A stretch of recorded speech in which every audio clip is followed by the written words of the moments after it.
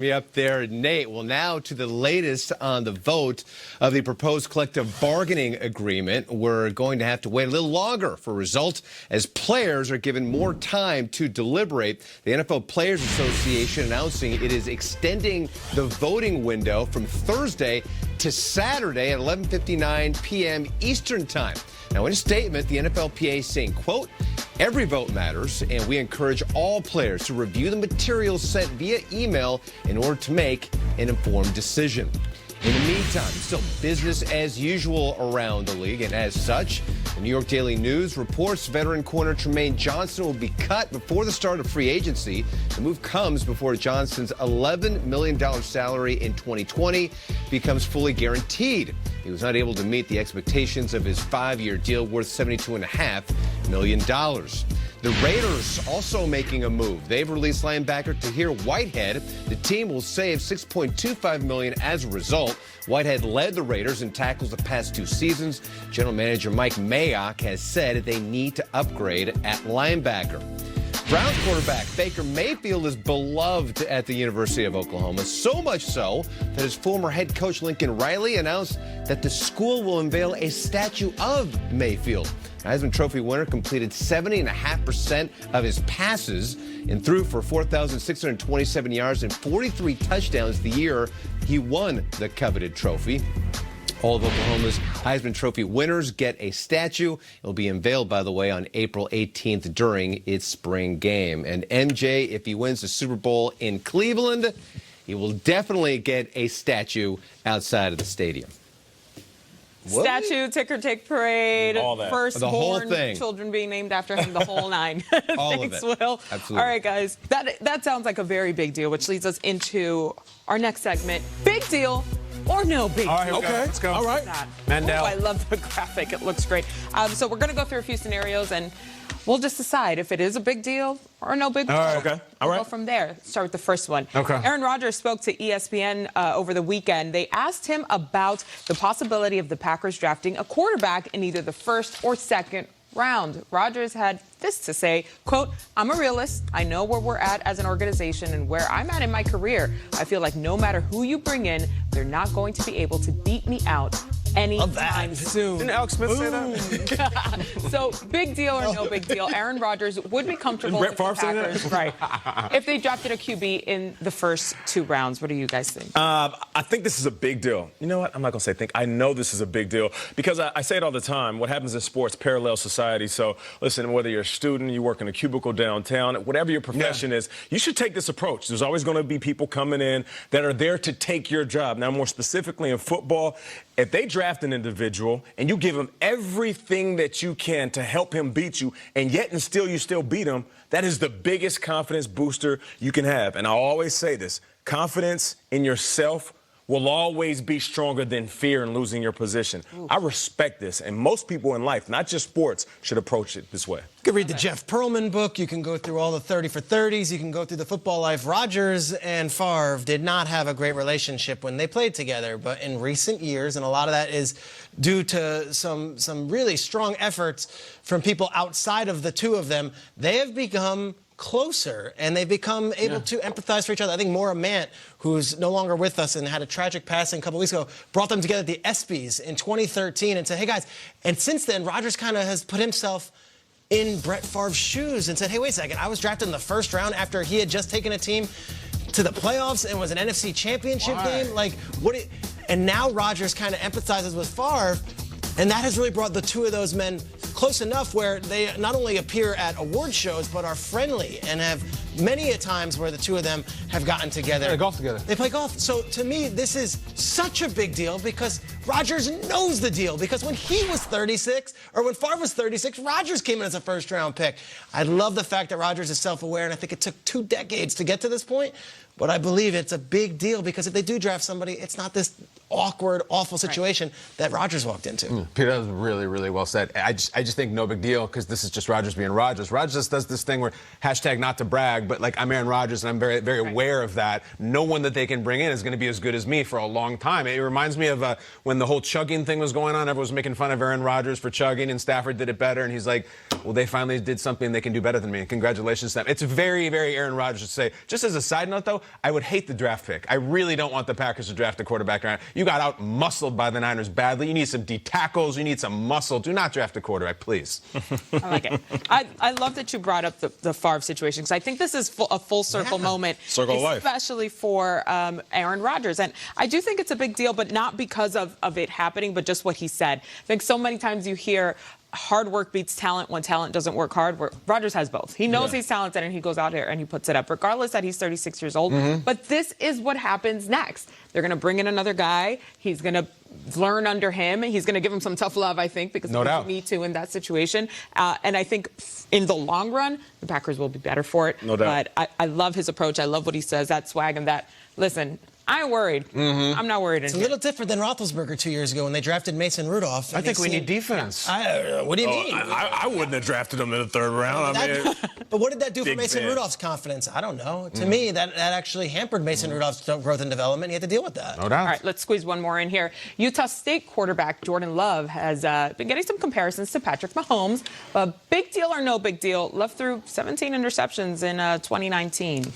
I'm going to say no big deal. You know, listen, there's a lot of stuff that are said about these players, and if they outperform the quotes and the hot takes about them, then we'll look back at it and laugh. A few years ago, PFF and SI wrote about Mahomes, and they said he was undisciplined, and they were talking about the 25 interceptions he had the 2 previous years. And they said there's plenty more of that to come. Guess what happened? He threw for 50 touchdowns, was an MVP in his second season, and then he won the Super Bowl in his third. So it doesn't matter that you threw some picks in college. The better comparison is that you're a risk taker, and if you have the right coach, they can pull back on that risk and make you a better quarterback. It's a lot to live up to. I say it's a big deal. Mahomes is a unicorn, and he had people in college like Kingsbury saying, I've never seen an athlete like this.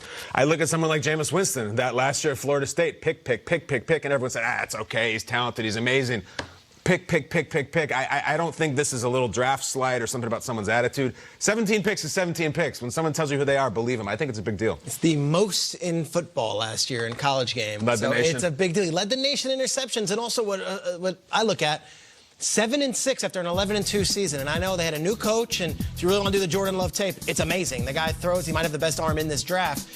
But they lost 6 games also, and they were at Utah State playing in a division in a conference that isn't exactly playing up against LSU and Alabama. These are their losses. Now, look, they did lose to LSU. They lost 42-6. Yeah. All right, it's not like he came out and said, here's my big moment. I'm going to throw it all. Boise State blew them out. Kent State beats them 51-41. Like, I also want to see some big victories from my quarterback if I'm drafting him from a smaller school. Put up 7 on Air Force? 7 on Air Force, who ran the ball down their throats, and then they couldn't throw the ball out of the game. So I'm going to say that is almost more alarming. After an 11-2 season where everyone said he's the quarterback of the future, very interesting prospect. Didn't win a lot of games in college football in a division where he probably should have. I'm going to say no big deal, because I'm hoping that he takes these comparisons to Patrick Mahomes and says, you know what? I'm going to rise to the occasion. I'm going to step up. If this is who they're comparing me to, shoot, I better bring it with everything I got once I do get into the NFL. So I'm hoping that these 17 picks, no big deal for him. And he's saying, but watch me now. Watch what I can do. Watch me do me. Let's do it. Mental game. I respect that. The future of the NFL shines under the bright lights of Sin City. The 2020 NFL Draft is coming to the NFL's newest home, Las Vegas. Justin Love may be there. So will many others, including Joe Burrow. From the red carpet to the draft stage, college football's best set their sights on a lifelong dream, and nobody has it covered like we do at the NFL Network. Find out where the next wave of NFL stars will land April 23rd through April 20th. We've got the cage out here with all 32 teams accounted for. Here we go. It's time to play a little GMFB lottery. I'll pick a ball out, and you guys will answer just a few questions about the team. Oh, gosh. I know. I get really nervous about that. I'm nervous not to mess up the ball. Did you freeze the Jets one? I know, right? All right, so first up, I want to know what is the biggest question this team is facing this offseason, and the lucky team is... Peter, is this yours? Oh, I nailed it. This is really going to test your knowledge. The Steelers. Steelers. Okay. Go get it, Peter. All right, I'm going first. Steelers. Biggest question is all about the quarterback position. This was a team that may have very well been in Super Bowl contention had they had a competent quarterback down the end of the season. I thought Mason Rudolph and Duck Hodges were great stories, but when they needed it most, they lost the last 3 games of the season. They missed the big dance. Roethlisberger, we hear that they're all in. We hear that he's healthy. We hear that he's throwing. But you see these visuals, it's not the same as seeing him out there. He's 38 years old. He's coming off a major arm injury. And now we have to see if he's the missing piece, because that defense is going to be awesome. And we know they've got skill position players ready to emerge. Roethlisberger, of all people, the guy with 2 rings, is my biggest question for the Steelers this year. All right. Feed up another one, MJ. All right. All right. Well done. Well Peter, that was really good. It's like you're on Steelers radio. Yeah. It was really fantastic. It was really good. All right, what do I got? Kyle's up now. What do I got? Biggest question for this team is?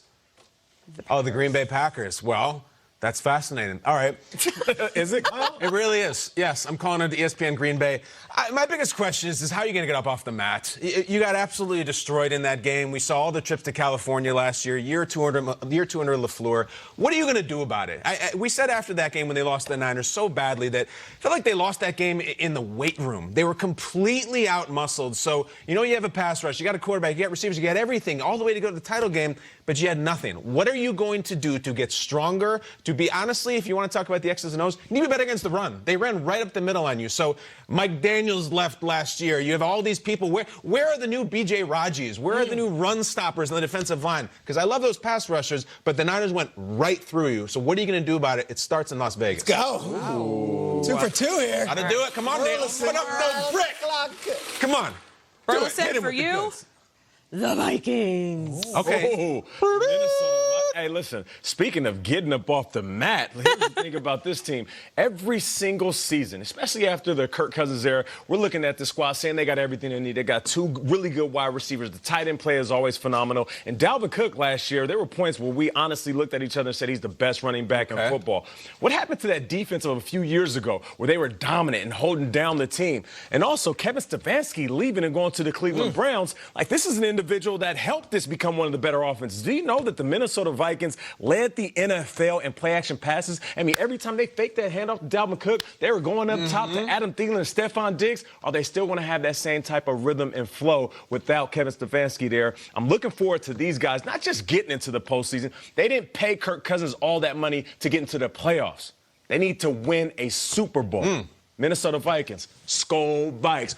You like when he was Stefanski, didn't you? I love that. Yeah, I know. Good. Okay, here's the next question before we pick the teams. What's the question? Next up, the offseason is time for hope for pretty much every NFL fan, right? What offseason addition could take this team to the next level? So the first one up. You want a name here? Whatever you want. Who's first? Kyle will go first. Go. Off-season edition. Yours is the Colts. Oh, that's good. The Colts. Okay. What offseason addition to take them to the next level? It's funny you say that because I look at the quarterback immediately. Jacoby Brissett is good. His teammates love him, but he seems to be really solid. Do you want to get to the next level? The next level being Kansas City, Baltimore, maybe New England. I think you have to upgrade that position. Jacoby Brissett is a great teammate. He was supposed to be the backup for Andrew Luck last year. He was thrust into it. I think they're going to go to the draft. I do not think they're going to go Phillip Rivers. I think they're going to draft aggressively, I think they need to upgrade the quarterback because that team is young, that team is nasty. The Quentin Nelson, the maniac, Marlon Mack. Yes, Peter, what would you like to add? I'm going to give you Love, Eason, Hurts, Herbert. Is there a quarterback you think makes sense for the Colts in this draft class? I like Eason a lot because I like the talent and I like Frank Reich around him. Yep. High upside, couple years to develop, win a Super Bowl in about 2023. That's what I'm thinking. That's it. That's around the corner. All right. Okay. This next one's for All right, you, what do we Nate. got? What do we got? What do we got, MJ? Your Give me lucky something team good. Give me something is good. Los Dolphins. Okay, here we go. The Dolphins. Come on, Nate. Come on, The man. biggest off-season addition? Yes. Listen, how about some way they make a move for a talented wide receiver? Interesting. Listen, I know, listen, if you're going to go in the draft and say, all right, we know what we're going to get to it, let him sit on ice for a little bit, let that hip heal up, and allow him to develop underneath Ryan Fitzpatrick, who is a tremendous leader and the guy that can help Tua come along in his first season. How about you get a wide receiver, Amari Cooper, A.J. Green? If you could figure out a way to get a superstar, that way after a year of sitting on ice, Tua could come in after practicing and watching the game from a bird's eye view, have a true go-to wideout, and that will help him develop in his first few years in the league. Love it. Devontae Parker and Amari Cooper, I would sign up for that. Me too. Sure. I give For Peter the you? goods. Come on. The Cardinals. Go on, Peter. Go on. Wheelhouse. Give me one of these defensive beasts in the draft. Top 10 pick. They have the 8th overall pick. Give me Isaiah Simmons. Give me Derek Brown. Or give me Chase Young. Give me one of them because they've got the talent on the offense. We love the fact that Kyler Murray is going to be a 22-year-old quarterback coming off an NFL Offensive Rookie of the Year award.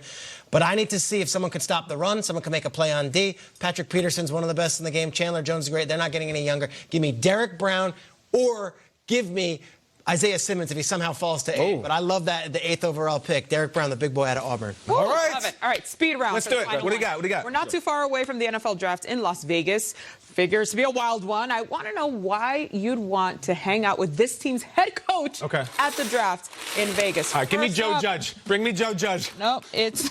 What do we got? We've got the Jaguars. Nate. Oh, that's easy. Oh, hell yes. Listen, man, we're going to hang out, go see a show, and then we're going to have a bologna sandwich with some wine. Shout out to my guy, Doug Marone. Hey, Nate, what kind of show are you going to see with Doug Marone? A little... Mister? Next up, we've got the Rams. Take it, Peter. That's your boy.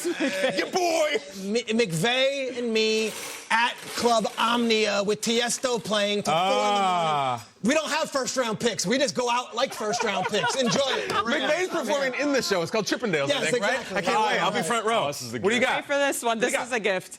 Patriots. Oh, let's go. Let's get after it. We're going to get the giant 50-pound lobster. We're going to have a Mai Tai and a chain around our neck. We're going to play a little Ranjan or whatever they call it. We're going to gamble. We're going to get after Baccarat. I think Belichick goes to Vegas and everything stays in Vegas. I think he goes nuts there. I'm telling you, there's the one place he can go where there's a code where he can just let his hair down and take his shirt off. Belichick, you and me, Vegas, we're going to be staying at the Luxor. 6 guys sleeping on one floor. I love you, Bill. We're going to get after it, baby. The elevator's so cool. The inclinator, they call it. It's called an inclinator. You got to hit the tables. You got the best poker face.